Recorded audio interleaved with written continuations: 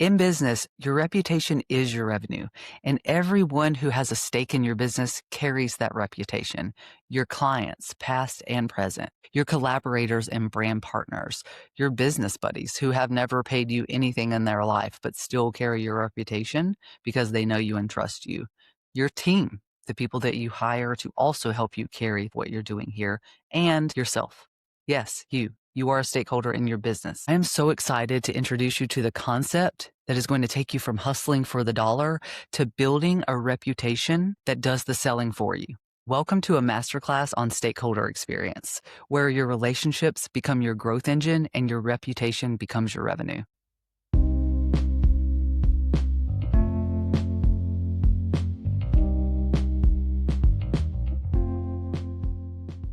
What's up, baby? Welcome back to the second episode in my Stakeholder Experience series, introducing you to the second group of stakeholders. Taking the time to care for one of these stakeholder groups and giving them the best experience has a strategic ripple effect across your business. I'm about to expand the way that you think, act, and approach collaborators and brand partnerships as one of the stakeholder groups that you should give a great experience, because when you do, it affects your reputation, and your reputation is your revenue. So collaborators and brand partnerships, in short, the reason why they matter, the reason why you should give care and attention to the experience that they have when you do collaborate or join forces with a brand, is they either get you paid or pay you directly. They get you paid through exposure and validating your thought leadership by giving you reach to their audience, right? They also sometimes pay you in brand partnerships, and some collaborations do. Some people will pay speakers and things like that. So on that note, let's dive into who these kind of groups are to get your brain juices flowing on the types of people that I would consider collaborators or brand partnerships. And then we'll talk about why it matters, that strategic ripple effect. And then I'll give you some how you can do this effectively, what it takes to actually have a great experience, and how you can systematize it, because we're all doing the best we can out here. It's so much better for you to do more with less than it is to spread yourself thin across all of these types of opportunities and collaborations and such if you can't pull them off well, because you can do a few things really, really well, and then your reputation compounds and people will refer you and send folks your way. They'll be able to trust you and rely on you. But when that starts to slip, they lose that trust and they don't refer you, or worse, they're telling people not to attend your events, work with you, blah, blah, blah.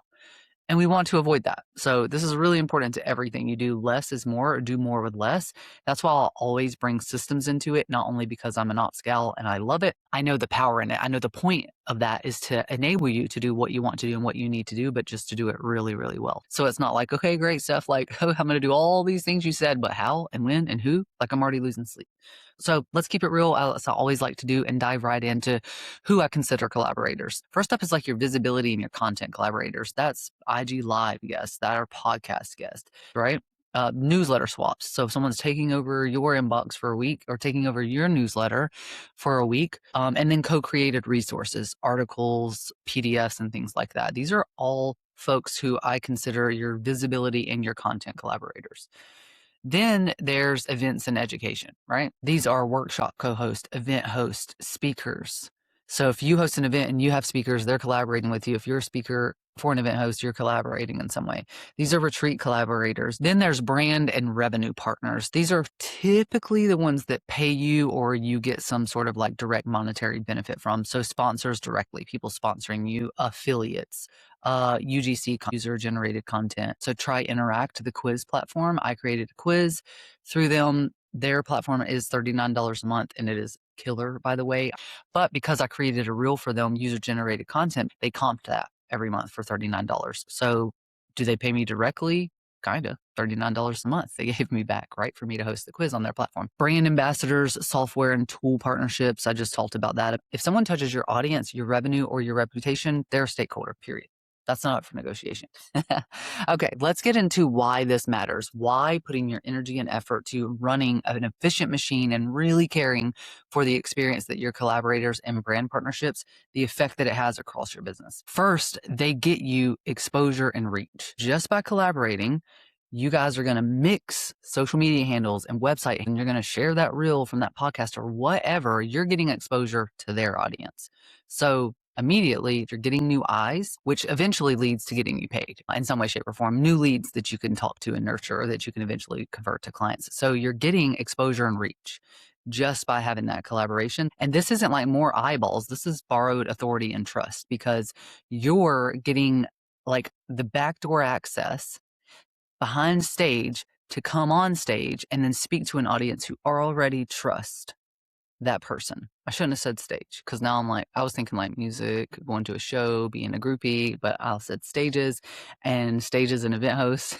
That's still a collaborator, but I think you would know where I'm going for this. This is just accelerated authority. You don't have to spend that time letting them get to know you. You'll bypass that because they already trust the person that you're collaborating with. So this is exposure and reach that can get you paid. When someone collaborates with you, you're being introduced, not discovered. They didn't stumble across you or meet you at an event even. You skip the who is this phase, essentially, and you inherit credibility by proximity. They already trust this person that you're collaborating with, and suddenly you're credible just because you're associated with them. So when we think about like the strategic ripple effect of just this can mean shorter sales cycles for you, because we know that people buy from brands and people that they trust, and we spend a lot of time in our nurture content getting people to trust us. So if you buy past that already, or you shorten that, you shorten your sales cycle too. So you get warmer leads. People aren't landing because they're kind of curious. It already makes sense because it's already an aligned audience, or it should be if you're collaborating with people that make sense and their audience makes sense for you, right? When I talk about sales, I talk about hot, warm, and cold leads, and you're already bypassing that cold and getting those warm leads, right? You just have a higher perceived value before anyone ever hits your website or your social media or whatever the case is. You already have that instant credibility. Then you have collaborators that might pay you directly. So these can be event hosts that pay folks. These can be brand partnerships. These can be sponsors, big name corporate sponsors who believe in your brand because of the work you've put in and the credibility you've built over time. A lot of times, earlier collaborations and connections and those kind of credibility and building a community of other people prove to these bigger brands that you can do that, and that people do trust you and will buy from you. And so they will sponsor you, because then you can talk about their brand as an extension, and now they trust that brand, and that brand is more likely to get sales, and on and on and on. The cycle repeats itself. So definitely a group that you're going to want to handle with care and love and give them an excellent experience. They might pay you via speaker fees, sponsorships, affiliate payouts, co-created offers, things like that. So here's the thing that you really need to remember. People pay who they trust to execute, not just teach, right? We want to know that you can do what you say in your offers. And how are we going to trust that if you don't do what you say in your collaborations? And these collaborators can be the difference in saying your name in rooms you're not in. And that's going to be a good or a bad thing, because they're most likely going to say your name. You just want to manage it in a way that you like what they say, and others do too, right? And it signals like, are you easy to work with? Are you respect timelines and scope, and what else is going on? Can you be trusted in public facing rooms? These questions aren't directly being asked, but they're certainly being answered. Reason number 3 that you should care about these folks, the strategic ripple effect. They refer you and advocate for you. We all want that. We want to wake up to connections in our inbox because that saves us the time and money. Collaborators become informal salespeople when you follow through without them needing to babysit you or question or send follow-up emails. You do what you say when you say you're going to do it, or you communicate if that's not the case. We'll get into some of the how in a minute. I'm starting to do that now. And they advocate for you by saying, you should talk to Steph. She runs a tight ship. She's easy to collaborate with. Now you have trust for other people to get more collaborations, more exposure, more reach, more warm audiences, more leads, on and on and on. And this can lead to private introductions. This can lead to referrals into more aligned rooms. This can lead to trust-based opportunities landing in your inbox, like a request for a magazine feature, because people have seen your work ethic in action and seen your follow through, and they're not afraid to put their name and their reputation on the line by mentioning yours, because this reputation component has a ripple effect. I put my reputation on the line when I tell you to go to an event. I put my reputation on the line when I support another service provider. And if they can't follow through, that looks bad on me. And I am damn good at what I do, and I am not going to have that. Referral-driven businesses scale with less emotional turmoil, less time, and less marketing overhead. Because if you're not having to spend all this time generating leads, you manage a collaboration with care and give an excellent experience, and you're generating new eyes and new leads without that marketing overhead. And you might even get paid for it. If someone's paying you to do it, you're generating leads and you're getting paid to do it. Here's the thing. Here's another strategic ripple effect. And this isn't going positive. This is going negative. They will quietly defer people away from you. Whether they directly say, yeah, I wouldn't go to that event, whether they don't say anything and they just quietly withdraw and don't support you again, people notice that stuff. And that is not what we want to happen. But if you don't give them a good experience, that is most definitely going to happen. The thing is, you don't even need a bad reputation to lose opportunities. You just need an uncertain one. If someone is not certain that you are that bitch, they are not going to refer you or collaborate with you again or tell others to do the same. They're not going to tell that magazine feature opportunity to reach out to you because they don't believe in what you do or know that you'll follow through. It really matters. Here's an unhidden one you might not think of. A reason why this matters as a ripple effect in your business is they validate your thought leadership. So when I say thought leadership, this stakeholder experience is an example of that. It's something that is mine, my way of thinking things, my way of doing things, what I know and have proven to be important and lasting for your business, right? And it's my approach to it and the way that I break it down. And so when I collaborate with someone and maybe bring them on as a podcast and we talk through an angle of that and then it gets exposure to their audience, that's immediate thought validation. That is not Steph knows what, like, does she know what she's talking about? Does she not? It's that trust factor. You have now validated that what I do, my approach is legit. And that, again, you're bypassing this whole trust factor here. It's huge. This is distinct from exposure. When someone with an established reputation collaborates with you, they are publicly vouching for your thinking. They signal this person is worth listening to. You're no longer just saying like, I know what I'm talking about and convincing people to lean in and listen and buy in. The market hears people already trust this person. So you break through trust barriers faster. Your ideas land deeper and quicker, and your positioning solidifies without you having to over-explain yourself. This is how you move from interesting content, ooh, cool, she's smart, to respected perspective quicker. All right, and for our last ripple effect here, they might just be future hires or clients. They might become your client, or they might hire you at some point. People that I've collaborated with have told me recently, I can't wait until I can hire you as my COO. First off, I'm going to cry saying that because this is what dreams are made of, truly. But it is evidence of what I'm talking right now. Don't you cry by yourself on a podcast. What the fuck? Get it together, you old lady. All right, here we go. Today's collaborators might become tomorrow's client. Might become a future sponsor for you, might become a referral source or an advocate saying your name in those rooms. They might be a gatekeeper to rooms that you want to be in because they're also going and making these connections and these collaborations. And they might be your through line once you prove that you stand on business and you care and you're professional and you execute and you follow through. They could be the gate that gets you into that next room. That is strategy. They could be a future hire for you. And you might be skipping the beat of having to interview 10, 15, 30 people because you already have connections. People will not forget how prepared you are. They will not forget how you handle pressure. And they will not forget how you treated them when there was no immediate upside. This is long game revenue and long game leadership. And it is compounding interest that will pay off tenfold if you hold on tight and do this well. Collaborators and brand partners influence opportunities you might not ever see directly. This is the difference in opportunities flowing to you and direct outreach that you have to do. People will not forget how you made them feel. That goes for collaborators and brand partners too. It's an experience at the end of the day. What kind of experience do you want them to have? There's so much value that can come back to me by managing these relationships well. So how do I do that, Stephanie? Well, I'm glad you asked, imaginary guest that I'm talking to. We are going to do these in order because I do think that most of them go in order here. First, you're going to define the scope. So you have this collaboration coming up, and some of these obviously will be like, won't necessarily apply to you depending on if you're leading it or not.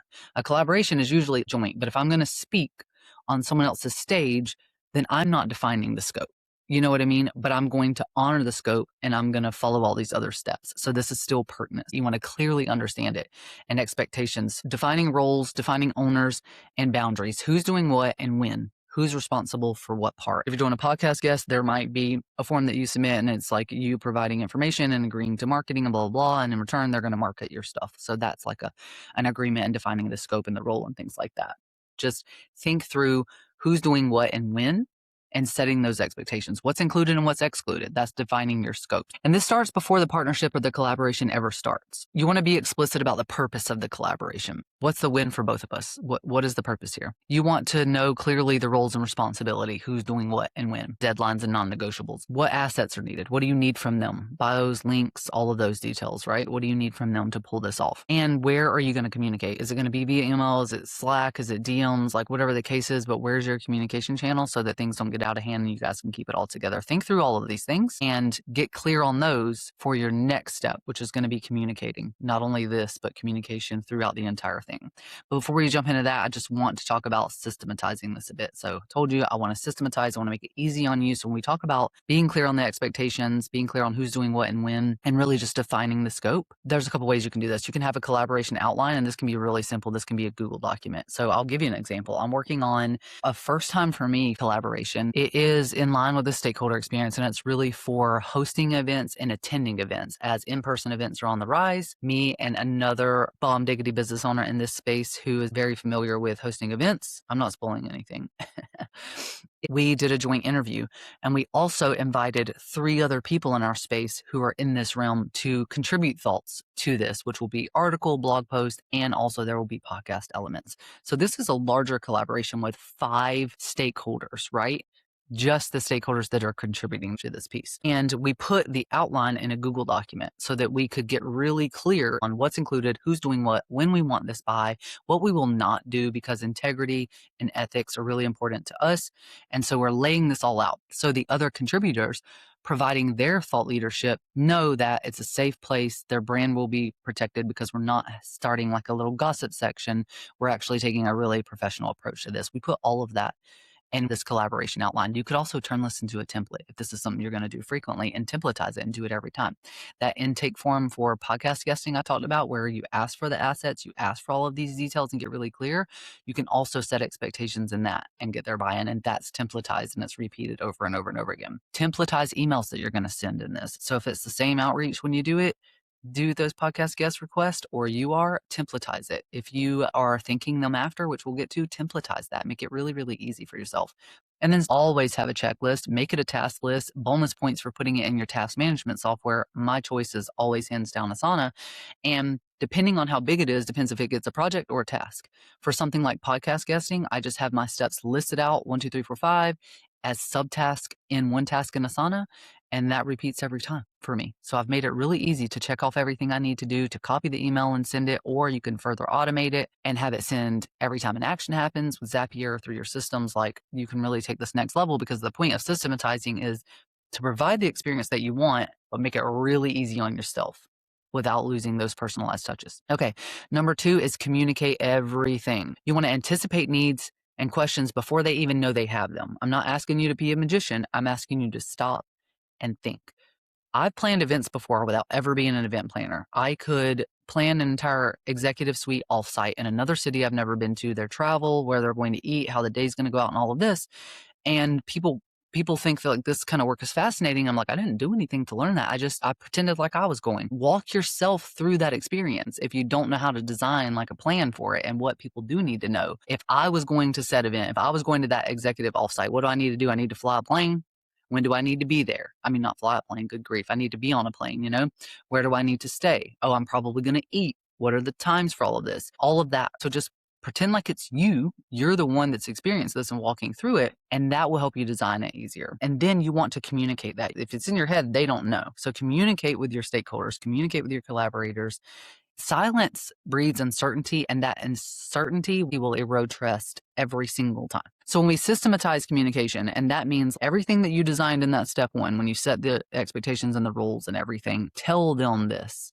Hey, here's the deadline for you submitting your question. After that, here's what you can expect. We'll review it. After that, we will put forth the draft in front of you, and then we'll need your final approval by date. Tell them all of this. If you're going to an event, where do they park? What room do they need to be in? What's showtime? Everything they need to know. Do they need to bring a pen and notebook or not? Just think through it and tell them that. Is there a certain way to dress? Can they not wear branded content because you might be taking pictures?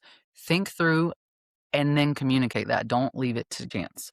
Okay, now when we talk about systematizing this, how can we systematize our communication? We kind of covered a little bit of that, like templatize your emails. Create a project plan for yourself. This is project management 101. That's essentially what this is at the end of the day. If you're running a collaboration, I already alluded to it, saying in my Asana, it depends on how robust it is. If it gets a whole project or if it just gets a task where I repeat it every single time with the subtask associated.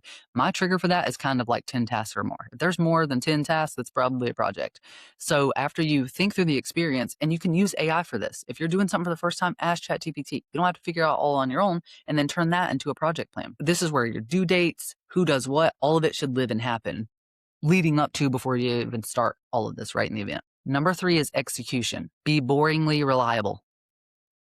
Don't make people question anything because you've planned everything, you've communicated said plan, and now you're executing that plan. This is where your reputation is actually built. Show up prepared, meet deadlines, deliver what you promised, and if something breaks down, communicate that. Do not hide it because people will know. No over-explaining, no disappearing, no scrambling energy. I'm telling you to manage 5 stakeholder groups, okay? It's not lost on me how much work that can sound like, so make it easier on you and learn to communicate succinctly. We don't need a 4-page email, but we do need very pointed steps. We also covered some of the ways that you can systematize this already because your tasks need to be tied to due dates so that you can execute on time. Your dependencies can be mapped out in that project plan. One thing requires another to be done, that's a dependency, and you know you can't do the second thing until the first thing's done, right? This will really help you pull off a swell event and do it on time. So if promoting a podcast guest relies on you getting the headshot, then that's dependent. Your promotions are dependent on the headshot, and then you have your dependencies and you can see if things are falling off track or keep them on track. Number 4, my favorite, as you know, this is a Steph Rubio special.